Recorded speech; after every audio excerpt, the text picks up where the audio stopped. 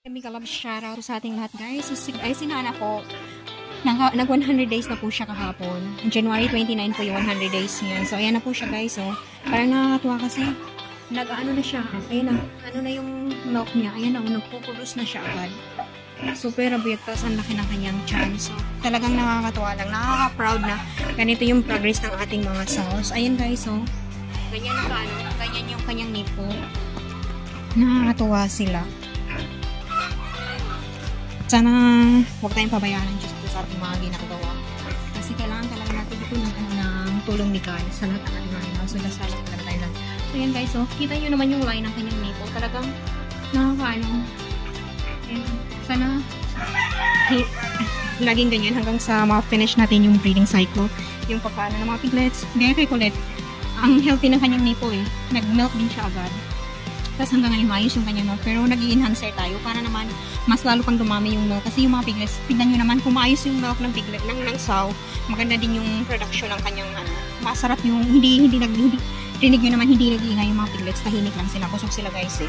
So ganyan lang. So ganyan din yung gagawin natin kay Nana. So talagang pagtatrabahoan yan, binavitamins pa rin yan. Hindi pa po ako nag-deworm kasi po laging maulan. Antayin ko po na medyo kasi may low pressure po. So ayaw ko po siya magkasakit. So, nag-aantay po tayo ng magandang time. Hindi po lang pa kasi tayo yung tira lang ng tira. Hindi po kasi kailangan yung yung aspect ng weather yun, importante din po yun sa pag-breeding. Inaaral po din yun. So, hindi lang tayo yung basta-basta lang gawin yung ganito, ganyan. Tapos, hindi maayos yung ano ng panahon. So, yung mga ganun, inaaral po yun ng ganun, guys. Hindi tayo yung basta-basta lang. Ayun. Gusto ko ipakita sa inyo kung ano yung itsura ng nipong niya. Nagre-react lang siya, guys. Sana matsimpukan ko yan. Para ano. Kasi ang ganda, nakakatuwa lang. Sana maayos. Sana lang talaga. Pinapanalangin ko sa Diyos. So yan guys. Nakapag-deworm na tayo kay Nana.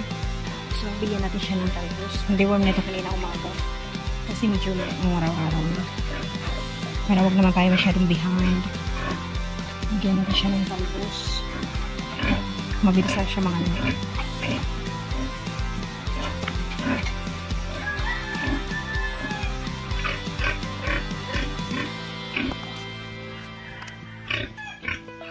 Makita si Colette talaga. Ay, it's not Colette. This is Sasa.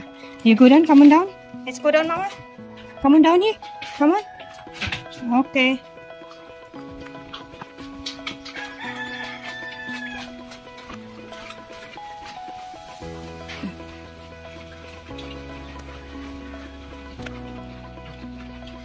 So, puntahan mo natin si Sasa kasi Nana guys. So, ito si Sasa ito. So, si Nana, yan po. Talagang, ang galing mo. Nag-ano na yung kanyang, yung nipo niya. Turma na yung para sa milk niya.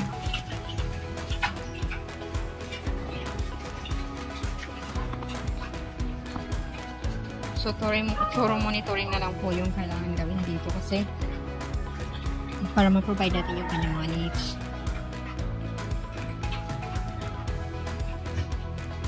So, super maganda naman guys. Pray na lang tayo ng maraming prayers.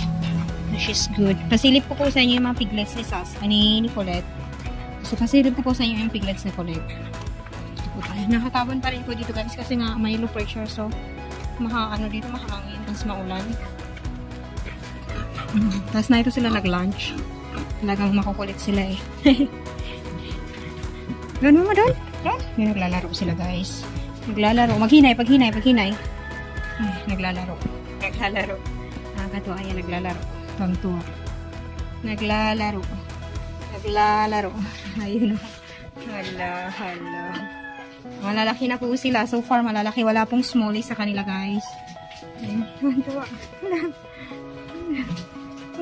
Oops. Careful, mama. Careful. Nasa manabok. Tatakbo sila dito, tapos lalabas sila doon guys. Okay, yung laro nila. Hindi ko alam kung ano yung laro nila. So, yan lang. Kasi pagtakpan yung pasok doon sa loob. Ang kung anong trip nila. Nililigo ko yan si Colette, tapos nang ako dahon. Kaya hindi ko pa yan tapos liguin. Yan tuwan-tuwa eh. Kasi madulas yung sahig, ayun pala yun. Madulas yung sahig, kaya nakapaglaro yung mga piglets. Nakakatuwa lang. So, after 2 weeks po, may mga panibagong piglets na naman. Yung mga cute ni Mami. Yung galing kay Colette. Pinakain ko lang yan sila guys. Kumain din sila ng lakatan or yung bungo, ay hindi lakatan, bungo na saging. Stantil ko yung tawag dito sa iba. Yung dila, ay yung yellow green na saging na mabango siya pag ano. Ginagawa siya sa ano, ginagamit ko siya sa banana cake. May nagpupupo dyan. Yan, nakakatuwa lang. Andito na tayo, we're on our 111 days today. So, 111 days na ni Nana. So, pagpalain tayo ng Panginoon. Dasal-dasal lang talaga, matinding dasal at saka magsisipag pa ako dito. So, pasilip ko sa inyo si Sasa. Si Sasa, malaki na rin yung kanyang tiyan, guys. So, ayan o. Yan na si Sasa. So, ayan. So, doon si Nana. So, update na lang tayo.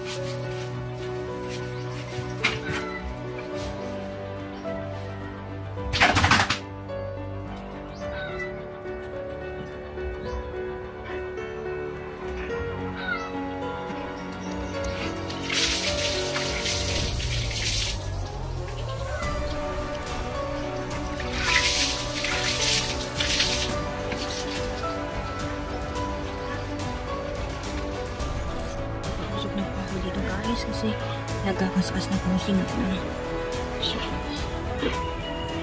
Nagkakaskas na po kasi siya kaya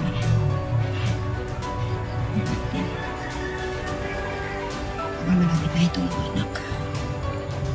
So, paniguro na lang.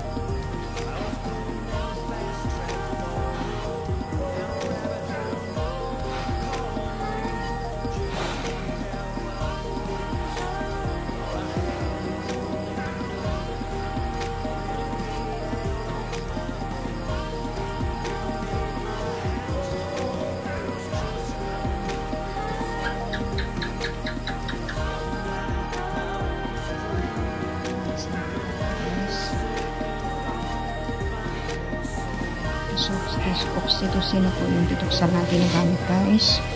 May injection na tayo kasi para sunod-sunod na yung mga biik.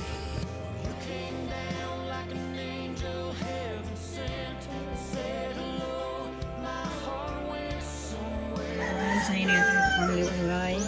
So, magpapakain tayo. Meron siyang dextrose powder. Tapos, magbibigay ako ng vitamin B complex. Nakabaligtad po yung ano. Tapos may saging. Pangalawang kain niya na po to. So, mula nung nanganak ko siya kahapon, kagabi. Kagabi po siya nanganak ng 7 p.m. So, babakain na po lahat. Pangalawang kain na po. Lumabas na rin po lahat ng pasinta niya. Tapos, meron pa kasi yung mga tirang makunti. So, ayan. So, may mga nilagay ako. Nagdagdag ako ng mga tawag dito. Censored lang kagabi kasi kailangan lumabas. Tapos, balik-balik ako. So, ayan. So, pakainin muna natin si Nana. So, ayan. Nakataabot po dito, guys. Kasi nga, magina ko, diba? So, siya nakaantay na po siya. Tapos, nandun po yung ating mga figures.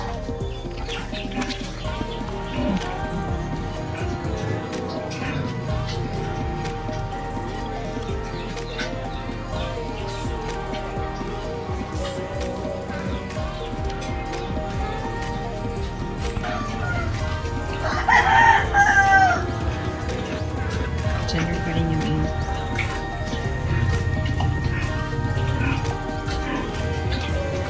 I-stuff na lang natin yan sa saging kaya hindi pa rin yan makakain. Ang kain na pala.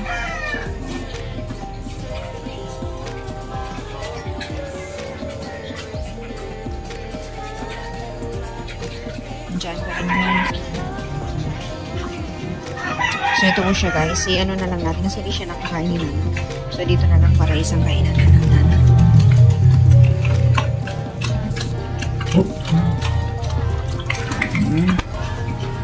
Tapos,